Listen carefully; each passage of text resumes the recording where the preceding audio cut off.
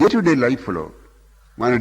లైఫ్లో మన మాటలు ఆడంబరం ఉండకూడదు, మన చేతలు ఆడంబరం ఉండకూడదు, మన ఆలోచనలు ఆడంబరం ఉండకూడదు. మన లోపల పని జరుగుతూ ఉండాలి, ఈ వ్యక్తి కనిపించకూడదు. వాడికి ఆ సెపరేట్నెస్ పోతుంది. భగవాన్ అంటే యూ మస్ట్ కిల్ సెపరేట్నెస్. జ్ఞానం అంటే అక్కడ ఉంది, ఆ జ్ఞాన గంగ అక్కడ ఉంది భయ్యా. You must kill separateness. నీ శరీరాన్ని చంపొద్దు, కిల్ సెపరేట్నెస్. నీ గంగ అక్కడే ఉంది, జ్ఞాన గంగ ఇక్కడే ఉంది.